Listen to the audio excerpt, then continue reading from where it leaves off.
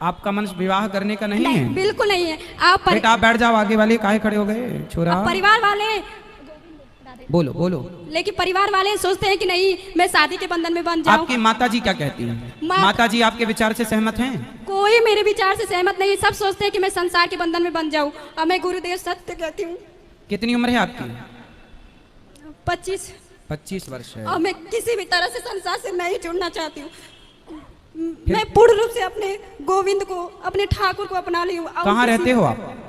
मैं तो गांव बनारस में, बनारस से आगे है आजमगढ़ गांव में रहती हूँ, इधर ही कहीं यूपी की हूँ।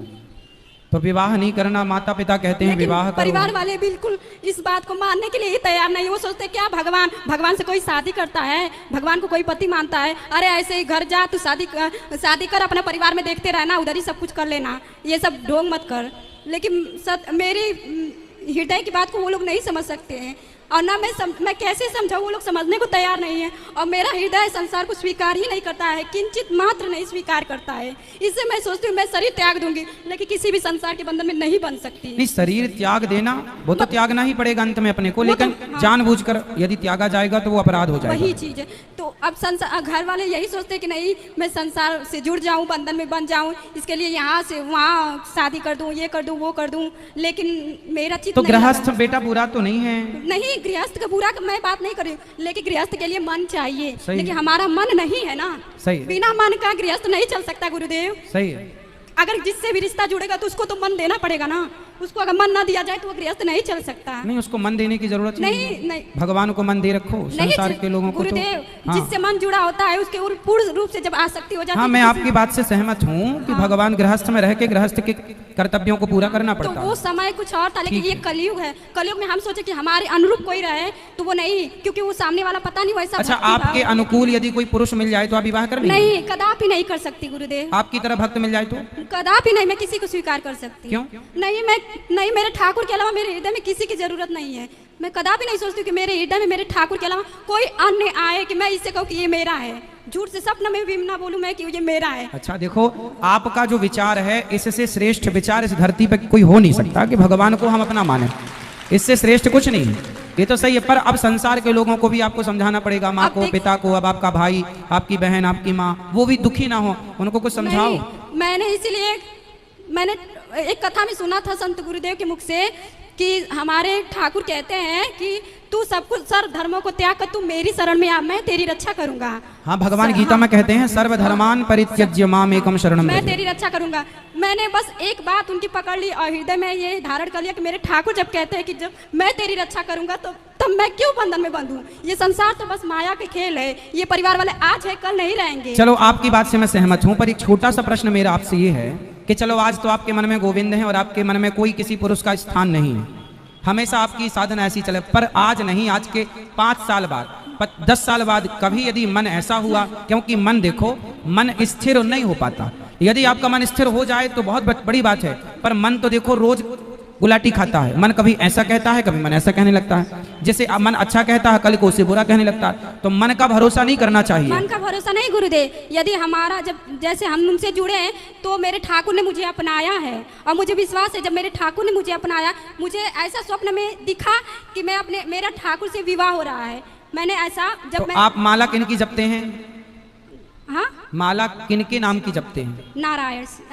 आप ही मेरे गुरु है ना, मैंने आपसे ही दीक्षा लिया है। अच्छा। 1 साल पहले मैं आई थी तो जो मंत्र दिया गया उसका जाप करते हैं? उसका जाप करती हूँ। तो मैं मंत्र जाप करते समय एक दिन भाव में डूबी थी, तो आपके मुख से मैंने सुना था कि मतलब ठाकुर को कोई ना कोई रिश्ता जरूर होना चाहिए। तो मैं मन में भाव विचार करती थी मैं ठाकुर को क्या मानूं। एक दिन मैं जब भजन करने बैठी थी तो मेरे भाव में ऐसा भाव हुआ कि मेरा विवाह मेरे ठाकुर से हो रहा है। अब वो धीरे धीरे वो रिश्ता, मुझे लगा ऐसा नहीं है, लेकिन जब मैं उस रिश्ते को धीरे धीरे महसूस करने लगी, ठाकुर ने मुझे मतलब उस चीज़ का अनुभव कराने लगे कि देख तू मेरी है, तू संसार में नहीं पड़ सकती।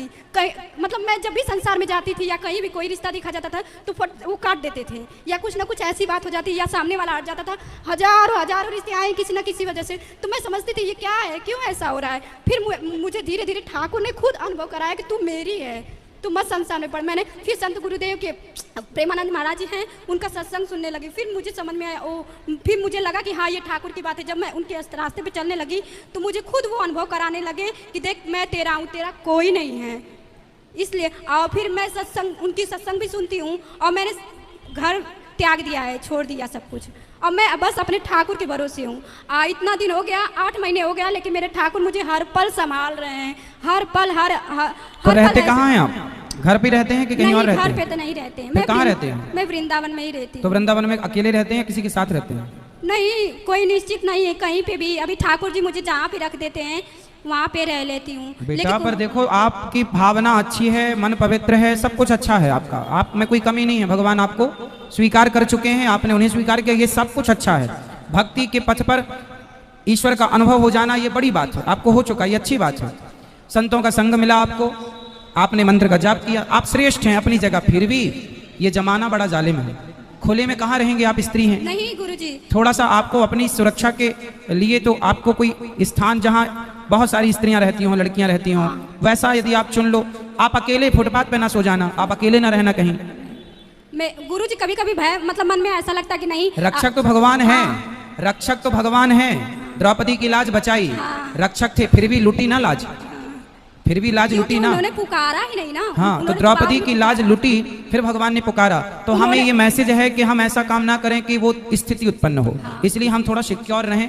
और भाव अच्छा है आपका, भाव में रहना अच्छी बात है, पर भाव में संसार आपके भाव को नहीं समझ पाएगा, संसार आपकी भावनाओं को नहीं समझ पाएगा। मैं ऐसा अनुभव भी करती हूँ कि मतलब मुझसे कोई ऐसा कार्य नहीं होता है जो शास्त्र के विरुद्ध हो, या ऐसा नहीं करना। यहाँ पे खतरा रहेगा तो मुझे लगता है मेरे ठाकुर पहले ही मेरा हाथ पकड़ के इधर ला रहे कि इधर खतरा है, तू इधर। द्रौपदी माँ ने पुकारा, भगवान जरूर आए। द्रौपदी माँ ने पुकारने में देर लगा, ये बात बिल्कुल सत्य है। फिर भी नारी है, नारी को हमेशा सुरक्षित रहना चाहिए।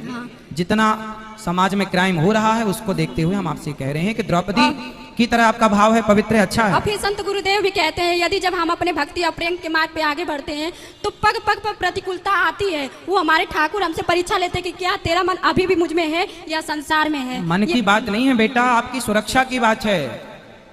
आजकल तो लोग इतने दुष्ट लोग हैं समाज में कि अच्छे खासे संतों को मारकर उनको लूट लेते हैं। पैसे के लिए क्या नहीं कर रहा है आजकल, अपने बाप को मार डालते हैं, अपनी माँ को घर से निकाल देते हैं। तो भाई आपकी हर बात सही है। देखो, भगवान सबके रक्षक हैं, बोलो हाँ, सबके रक्षक हैं भगवान।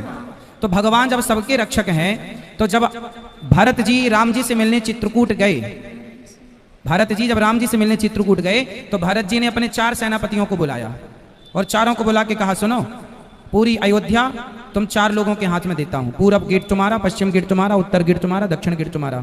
अब प्रश्न ये खड़ा हुआ कि भरत जी, जब आप राम जी के पास जा रहे हैं और राम पे विश्वास है और आप कह रहे हैं कि अयोध्या राम जी की है, राज्य राम जी का है, तो ये 4 लोगों को आप नियुक्त क्यों कर रहे हैं? तो भरत जी ने कहा कि अयोध्या तो राम जी की है, पर राम जी की है इसलिए उसे बचाए रखना राम जी के लिए ये मेरी जिम्मेदारी है।